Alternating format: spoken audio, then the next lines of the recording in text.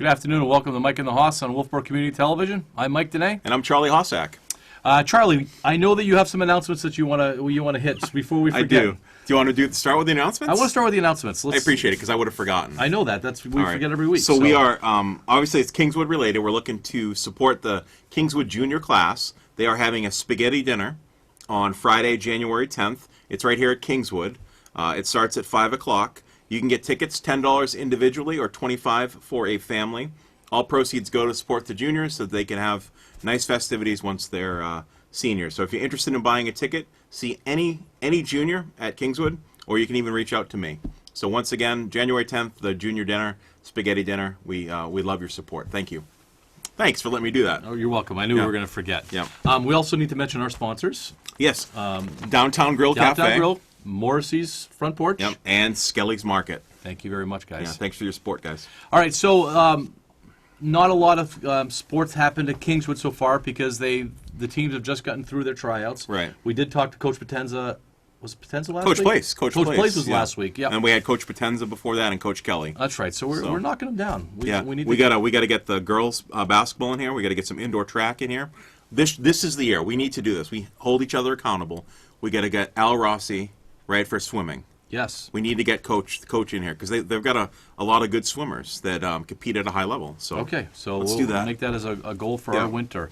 The boys varsity hockey team had their home opener last night. Yeah, we were both there. Yes, and they did not come out, on the end of the scoreboard that they wanted to. They lost 5-2 against Dover, who's a pretty deep program. Yeah. Now is Dover Division I? No, Dover's Division II. Okay. Yep, just like Kingswood. All right. But they certainly are having an advantage with numbers and so on. But you know what? The boys did lose, but boy, that was a good game. It was 2-2 going into the third. I thought it was a great game. Yeah, and the pop was packed. Oh, it was. It was a pretty exciting day. Yeah, I mean, it was like 3 to 4 people deep against the boards. Yeah. The boys played well, and I think that they saw some things that they need to work on. I quickly talked to Coach Potenza after the game. Yeah. And he was pretty encouraged because, he says whenever we faced Dover early in the season, it's usually an 8-9-1 game. Right. So being 5-2, and again, Dover, they're pulling from a much larger pool of hockey players than we are. And I don't. The emphasis really should be it was 2-2 with a little over 7 minutes to go in the third period. It was a really tight physical game. It was physical, and Kingswood's featuring some freshmen. There's definitely featuring some young players, and they rose to the occasion. Were able to adapt their games to the high school game. They did. So I think that they're moving in the right direction. Oleg Sheehan made some great saves to keep them into the game. He did, and even after a few goals that got by him, he came up with some huge saves at the end of the game. He played exceptionally well. Well, a goalie is not supposed to have a big memory. No, and Oleg proved that. I mean, he is what, as Coach Skelly would say, he is a legit goalie. A legit goalie? A legit. Okay. He's legit. I just, before we move on from hockey, I wanted to pick your brain a little bit. I thought, obviously, the players that I expected to play well, Colby Clegg, he had 2 goals. 2 goals for Looked Colby. great. Yeah. Nick Potenza. Colby was also fighting a stomach bug, too. No, you would never have known. Yeah, fighting a stomach bug. So, and then, good leadership by Colby there. Yeah, Nick Potenza played well. Talk a little bit, just the freshmen. Obviously, there's Will Danais. I mean, I've seen Will play a little bit at the lower level. I thought he played exceptionally well last night. What I really liked from Will is he was initiating contact and taking contact, and I love seeing it, and he is really quick. I love seeing Shaw Swinnerton out there as a freshman. Yep. I thought he played really well. He knew how to clear the zone. I thought he did a great job. Help me out with the other freshman. Now, is it a new freshman? I'm not familiar. Cameron Keene is a defenseman who had number 16, right? Yep, and he had played at Back Bay for me for a couple years, and also played down in some of the southern parts of the state. He's a New Durham kid, went to the middle school, so he is a local kid, and he did play through the Back Bay program, practiced with the high school team last year. But he is defensively, he is the future for defense. Good. He's a good player. I mean, a lot of people were asking who's that number 16 and talking about that he played quite well. And of course, shout out to Billy Savage, and we could name everyone. But it was just nice to see the boys back out there, and I thought they played well despite the outcome. No, and so they tomorrow night they play in Rochester against Spalding. Okay. And Spalding is a team that we have historically been, able to beat. We'll see what happens this year. Every year is different. But I think that's, even though it was a loss, it was a good start because that is one of their hardest teams that they have to play. Right. So, now, sorry, I know we want to move on. But now Spalding. So all these just help me out because I come from a football mentality. They're Division II as well, Spalding in hockey? Yes. So all the games now are Division II games. Or do we... Well, no, Kennett's Division III. Kennett's Division I knew that. III. Do we ever play Division I or anything like that? Not that I'm aware of. Okay. I didn't know. Not that I'm aware of. You can cross over divisions to play, though. You can. Obviously, I don't think we get into Division I games. Okay. But we do have some, just for local purposes, the Kennett rivalry, we do play some Division III games. Now, how... I don't know if you know this, but how do they determine divisions in hockey? Is it the same as in football? Is it based on enrollment? How is that? Do you know? I do believe that it is based on enrollment. Okay. I think it's the same way, but you could petition. Yeah. And I think petitioning happens a lot more in hockey than it does in maybe some of the other sports. Sure. Just because what you have in a youth program compared to, like, for instance, Berlin. Berlin has been Division III as far as size for as long as I can remember. Right. But they had petitioned. They played Division I for many, many years. Okay. And then they finally went back to Division III. Gotcha. But so you can move around a little bit. Gotcha. So all right. Any other questions? I don't know. I'm excited. Hockey season's here. It's such an exciting time. It's fun, and being in the Pop last night was just a loud place last night. It was good. Yeah, it was great. Good to see. All right, want to go to other things? Yeah. All right, Patriots. No, let's just sit here silent. Not talk about anything.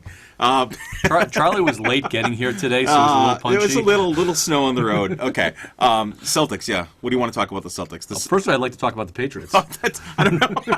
I jumped. I did hear the Patriots, and I could look up at the screen and see the logo. The Patriots, right? They got to win. They did get a win. How do you feel about it? Do you feel better? I don't. No, I don't. I feel like it's like a September win. They beat a team that's bad. They beat another team that's bad. Yeah.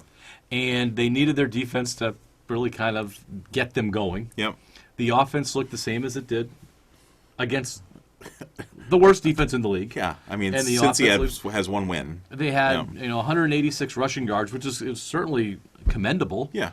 But not when you look at your competition. Right. Brady looked awful. Seems to be hurt. He does. His throws were not accurate. Yeah, and we've heard rumblings about his elbow. Yep. That his elbow is a little bit of an issue. And they list him, as questionable each week with the elbow injury. the elbow. And I think I think it's a real injury because as the game went on, he seemed to get a little bit better. But those early throws, the first throw, Sanu going across the middle, he was wide open. He missed him by 15 feet. Yeah, it wasn't even close. Yeah. So I think he's struggling. Bright spots. Let's talk positive. Let's be positive today. Rex Burkhead. Thank you. Yeah. I've been listening to other radio shows, and they haven't mentioned Rex Burkhead. Yeah. Rex Burkhead in the second half ran better than Sony Michel has all year long. Absolutely. Love Rex Burkhead. I thought he had a great game. He did, and he ran explosive. He hit the holes hard, where Michel kind of stutters. And unlike last year, he was hitting the holes. Maybe they're not there as well. They need somebody who can break a tackle, and Rex Burkhead broke tackles. Now, can Rex Burkhead stay healthy? Can he stay healthy for 5 games? I don't know. We'll see. I don't know either. But a bigger positive. N'Keal Harry. N'Keal, he's legit, right? This past game said this is the receiver that they signed. This is the guy they're looking for, and they finally found him. And I think Brady has confidence in him now. And I think you're going to see they had those jet sweeps that they ran with him, got him into the game. I think you're going to see them give him even more. They're giving him a little bit more each time. Yep.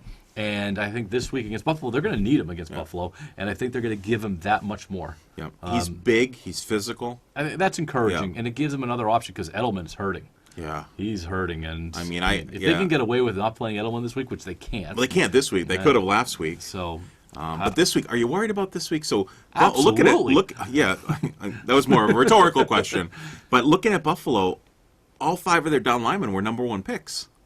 Well, that's what happened when you stink for so long. But this is a great defense. This is a great defensive line. It makes it very difficult. Like what the Patriots have done for 20 years, never having a top 10 pick. I mean, I think Gerard Mayo might have been a top 10 pick, but I think that's about it as far as their picks. And then you're going against the Jets and Miami and Buffalo, who are picking in the top 10 every single year. Right. And eventually, you're going to have the talent.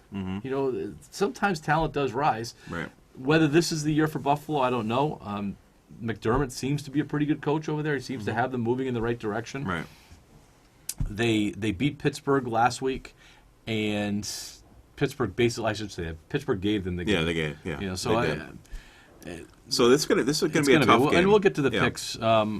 Spygate 2 real quickly, and this is kind of previewing what might be happening later in our show. Right. Is it real? I don't know. I mean, you watch the footage, right? We watch the footage. I don't know. I don't know if it's real. I think they're trying to make something out of nothing. Okay. I mean, based on what you watched and I watched. Okay. Do you agree? Yes. I think that the Pats past is what really is the reason why this is being talked about. Right. I agree. If there had never been a Spygate, it would have just been a blip. Then there would be a Spygate 2. There wouldn't be a Spygate 2, and we wouldn't be talking about this. Right. Yeah. So I think the Pats pass is a problem. We'll talk about that later on in the show. Okay. Around the NFL, there was unlike the week before where there was a lot of great games. Yeah. There didn't seem to be as many great games this week. No, I was devastated, of course, that San Francisco lost. Okay. I'm okay. You never reached out to me. Have you seen my picks? I've got my own issues. That's true. So let's get right to it. Let's get to the picks. Cause, what is the record for the picks? Well, unfortunately, it's going to come up on the screen in a second, I think. Oh, I hope so. Yeah. Yeah, I think you're still above 500. Barely. I saw Timothy messing around with some screens about there they are. Yeah. Oh boy. Oh boy. You know what would be helpful if you would actually remember who you picked, because No. So we should let the audience know that I am really good about texting Mike during NFL Sunday, sometimes even Monday nights or Thursday, just saying who my picks are. And Mike really thinks that I don't remember my picks, but what I'm really doing is just kind of rubbing salt in the wound. I don't think so. I don't think you remember your picks. I do. And I think it's a lesson on being honest, that I am honest. Even though I lost the game, I am still honest with you on who you picked. Yeah. I could easily switch know who it back. I picked. Yeah, right. Yeah. All right, so yes, you are 19-6. I am in a lot of trouble. You I am are. down 6 games, but you do know that the playoffs count twice, right? I guess I just found that out. We're going to make these rules up as we go. Sounds good. All right, Buffalo at New England. Are we both going to be homers, or are you feeling risky? I'm going to be a homer just because I am too. I feel like rooting for New England. Yeah, I'm not. I don't want to be split on that. I agree. New England. So I need to write this down. Yeah, we're going to write this down so that I don't forget. Mike, Charlie, you. And we are both taking New England. All right, this was not easy picking 5 games, by the way. There's not a lot of great games out there, as you'll see when we go. Well, the next one's a great game. Dallas. This Philly. is like who's worse, really. That's the question. Dallas looked good. Yep. The other night, I'll let you go first on this one. Oh, I'm not going to take the Cowboys.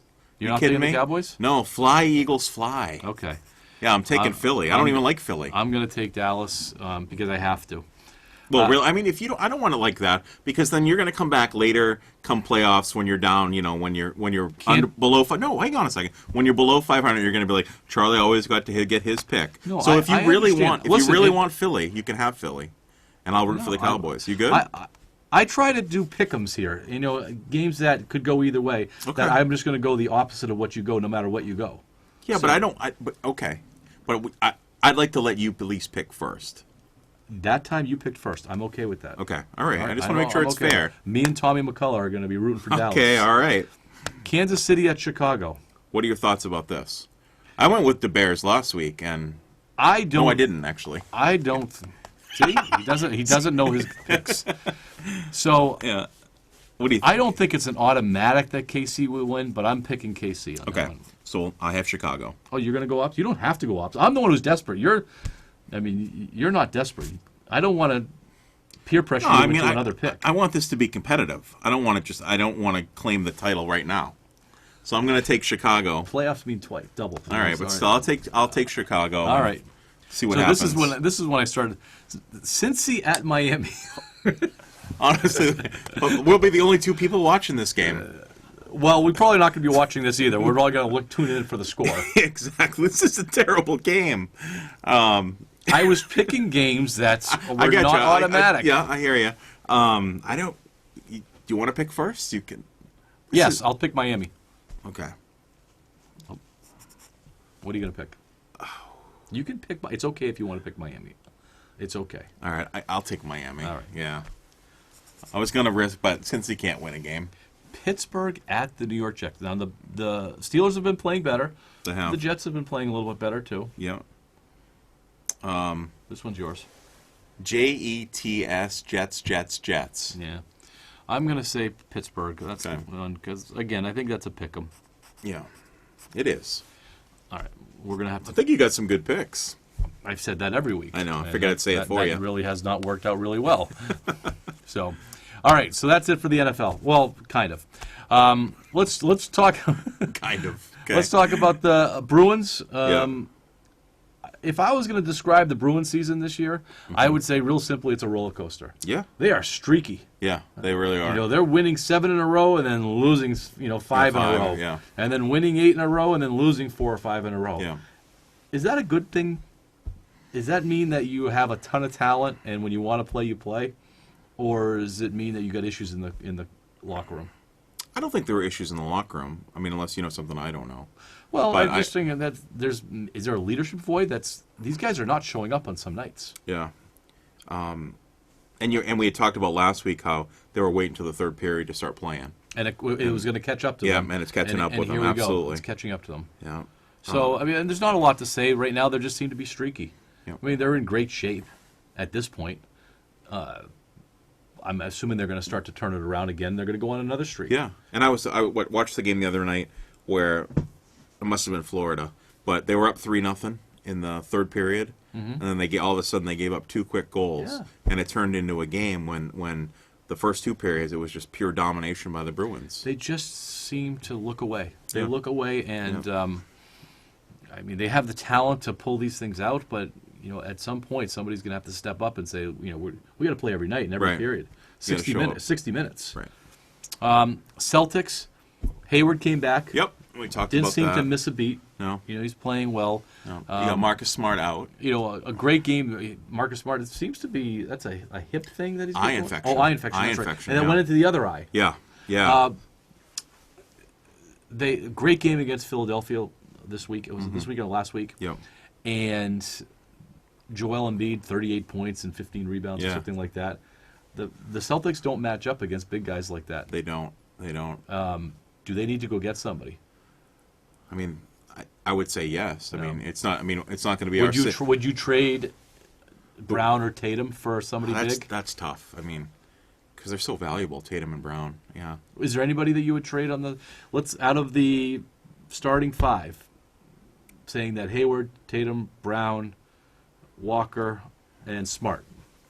Yeah. I don't know if that was 5, but it I don't- sounds like I don't- 5. yeah. Is there anybody you would trade? I don't think so. I don't think so. I either. don't think so. I like how they're built right now. Yeah. And I think Danny Ainge, if he were sitting here. And I think be Marcus saying the Smart same would have made a difference in that game. Yeah. Absolutely.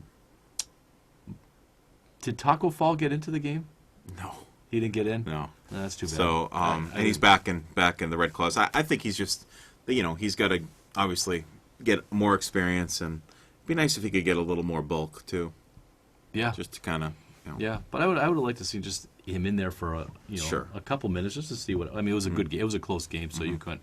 you can't just throw him in. All right. So, anything else that we need to talk about? I don't think so. I mean, we got Bruins. I mean, I know we didn't put Red Sox on here, but there is some rumblings. They made a couple minor signings. Yeah. Rick Porcello's gone. Rick Porcello's gone. Signed Yep, a $10 so he's million going deal to with the Mets. Mets. Yep. Yep. David Price. Apparently, there's interest in for trading him. Oh my gosh, how awesome would that be? That would be great. Yeah. And even if the Red Sox have to eat some of his money, Mookie Betts. I don't know. Yeah. So I mean, I don't know. They should have moved Mookie a while ago. Yeah, I don't know what the market's going to be for him because in arbitration he's going to make 30. Yeah. In arbitration. So, and I think we've said this before. There aren't many teams that can handle a $30 million salary for one player. No. Red Sox are one of them. Do they just ride him out at this point? Because they're not going to get much for him? Or maybe get to the trade deadline in the summer and see where they're at? To see where they're at and see how he's performing. I'm not sure if Mookie moves the needle as far as wins and losses for this team. I don't think so either. I don't. I think that they're, I'm sure that there's going to be, some sort of a win above replacement number that he's going to account for 2 or 3 wins. but he's not going to account for as many wins as Chris Sale being healthy is going to account for. Right. And Eddie Rodriguez coming back and playing like he did. Yeah. What do you think? Do you think JBJ will stay? Will he if they trade Mookie, I do think JBJ stays. Yeah. Or do you think they keep Mookie and then move JBJ? Well, I think one of them's gone. Yeah. And there's obviously we could talk about the Yankees. They just got Cole. Yeah, for a lot of money. How do you feel about that contract? So you look at we know how valuable pitching is, and but for a guy that pitches, works once every 5 days, it's a great job if you can get it. Yeah, absolutely. When you look at someone like Mike Trout, who plays day in and day out, and it's just Well, I would say that when was the last time that Mike Trout was in the playoffs? Yeah. Compared to what Garrett Cole does for a team that yeah. I mean, a stud pitcher like Garrett Cole, who eats innings, strikeouts, the whole 9 yards, and he gets out there for 30, 35 starts, is good for 20, 21 wins directly. Yeah, which is just huge. Just him being there. Say nothing about momentum that he can cause in a series, how he can break losing streaks. Mm-hmm. Remember when Pedro was going strong, that Pedro would always be the one that you'd want if the Sox lost 2 in a row. Yeah, Pedro would go Pedro in on the and mound. that would be the end of it. That would be it, yeah. Same thing with Clemens. If they were in a rut, Clemens would be in there. And right. The Sox don't have that right now. You couldn't count on Price doing that. No. Sale, you couldn't count on doing that. I know Sale can do it. I was going to say, you could count on Sale when he was healthy. Yeah, so all right. All right. We are going to do a little bit something different. One of our discussions, sports controversies over time. And the reason why is because Spygate came in. And so I was sitting around my computer and I'm thinking, oh, geez, I wonder what other ones and we could talk about. And I thought we would rank them. And I believe that we have a slide for this. Okay. It was Tom and Bill. So we have some different ones. So we'll just talk about them. And maybe at the end we'll just pick out our which one we think was the number one. The number one. Okay. So Tom and Bill there, Spygate. Yep. So Spygate was a big deal. It was. And it put the Patriots on record as being cheaters. Yeah. There was no doubt that they did it. Even though other teams were doing it, they were doing it. Right. Forever, the Patriots will be known as cheaters. And they had a kind of this CIA-type operation going on, where the disguises and, turning jerseys inside and out. And in a room at Gillette that only a couple people had access to. It was pretty good. Yep. All right, next one. Deflategate. Yeah, I mean, I don't know. The whole Deflategate thing, and they brought in the expert scientists, and they talk about, air pressure and temperature, and what they never accounted for is that... And my cousin Vinny... what they didn't account for is Brady didn't have to pass the ball that game. They just ran all over him. Yeah. But that was, I think that's been... I think it was the deceitfulness of their operation doing it, though. Yeah. Taking the balls in the bathroom and all that. The deflator and all this other, the text messages, killing the phone. Yeah. All right. But small compared to some of these other ones. Yeah. Bountygate. Remember Bountygate with New Orleans? That's a long time ago. No, not that long. A couple years. It was about 10 years. Yeah.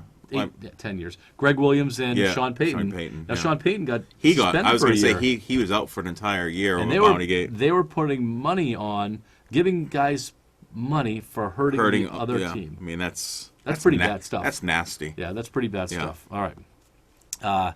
Spygate 2. I don't think Spygate 2 exists. That's based on what we've based on what we've seen. I don't think it's not really gonna blow up anymore. They kind of released the video. There's nothing there. You don't think there's a suspension coming for anybody? I don't think there's a suspension coming. Fine? Possible fine. Okay. I mean, money means nothing in the NFL. I mean, the one thing I'll say quickly about Spygate 2 is that you're talking about different arms of the organization. Yeah, you're talking about Kraft Productions. Yes, because they're a huge entity right now. Right. The Black Sox, we're going to go back. So we're going back, was that 1912? Yes, Shoeless Joe Jackson. Yeah. That they were fixing games. Yeah, fixing games. The players were fixing games. Yeah, because they could get more money than they were making as players. Yes, except for Shoeless Joe Jackson. Apparently, he was not involved, but he got caught up in that. Yeah, he did. If you've seen the movie Field of Dreams. Of course, All right, yes. stupid question. Yeah. Pete Rose in gambling. Oh my gosh, we talked about this on one of our shows. Should he go into the Hall of Fame? Yeah, should he go into the Hall of Fame? And that was a big deal. It was huge. Was he betting as a player? Was he betting as a coach? And we had talked about how as a player it wouldn't be as significant necessarily as a coach, because then you could put me into pitch and lose the game. Right. So I think it's big. I don't think it's the biggest, but I think it's big because it. How about baseball doping? So that was an era. Yeah. Where these guys for the Mark 90s. McGwire, Sammy Sosa, Barry those guys. Bonds, Yeah. All your records that Jeff Bagwell, who's in the Hall of Fame. Yeah. Yeah. He wasn't tested. Yeah. So that's that one. I don't know if it was. Yes, I guess it is a controversy. It is a controversy. Yeah. So that was. I mean, that was huge. I mean, that put a black eye on Major League Baseball. Penn State and Jerry Sandusky child abuse scandal. Oh, that's just and that's that whole thing is not only, I mean, disgusting is the word I'm going to put out there. It's disgusting, but the fact that I think Joe Pa knew all along. What just an awful end to that career. Yeah. I mean, he was because he's a legendary coach. Revered, he was tearing down his statues. Yep. Yeah. So that might end up being could be the worst one, just because kids were involved and they were being hurt. So that's kind of a big deal. Lance Armstrong in doping. Yeah, it's the Lance Armstrong one. That made me feel terrible because I was a fan. He had his foundations. He's beat cancer. All this 7-time Tour de France winner. I mean, just amazing athlete, and he cheated every time. And got away with it. Yep. And have you seen the stories about that operation that he had going on? Yeah. The IVs and the hotel rooms and the security guards and how many people were involved with that. Yeah. That's some scary stuff. I think this is our favorite. Definitely my favorite. Nancy Kerrigan and Tanya Harding. My knee! Why me? Yeah, that was it. Well, she was the victim. She was. So Nancy Kerrigan got hit by Tanya Harding. Yes. No. It was by Jeff Gillooly. Jeff Gillooly hit Nancy Kerrigan, and actually, Jeff Gillooly was the ringleader behind it. It was the bodyguard or something like that did it. And then because Nancy Kerrigan was a better skater than Tanya Harding, and Tanya Harding wanted to win the gold medal, and it was a huge controversy. It's been made into a movie, which I've thoroughly enjoyed. And many Saturday Night Live skits. Oh yeah, It's good stuff. All right, so we're running out of time. So out of our list, what is your number one sports controversy of all time? That includes entertainment and maybe affecting the sport. Well, I mean, I'm leaning towards Penn State and Sandusky with child abuse. I mean, it doesn't necessarily impact the sport, but it definitely puts a tarnish on Penn State and Joe Paterno and that whole organization and everything that they stood for. So that's I'm feeling that. But go ahead. I Penn State and the Sandusky thing is the one that probably moved the needle the most as far as sick to your stomach. Yeah. This is do I want to watch this anymore type of stuff. Right. I mean, he was a bad dude, and he's going to be in prison for the rest of his life. As he should. Yeah. The one that I would say affected the sport the most is probably the baseball doping. Okay. Because I think it changed what the perspective of baseball is between the numbers, because baseball is built on stats, and it changed the stats at every level. Mm-hmm. And I don't know about you, but I felt terrible once that came out. I mean, that summer of McGwire and Sosa, awesome. That was just, it brought the nation back. Baseball was the only focus. Yep. And then you find out that these guys were juicing, and it was just like, wow, like next level stuff. You remember McGwire had the bottle on his shelf in the locker room. What is that? Yeah. That's how it started. Just nothing. It was just little steroids, but it wasn't necessarily illegal at the time. And right. So that was a mess. But we're way over on time. We want to thank our sponsors, Downtown Grill, Skelly's Market, Morse's Front Porch. Yeah, and of course we also want to thank our producer, Timothy Goodwin. All right. We'll see you next week. Go Knights. Go Knights.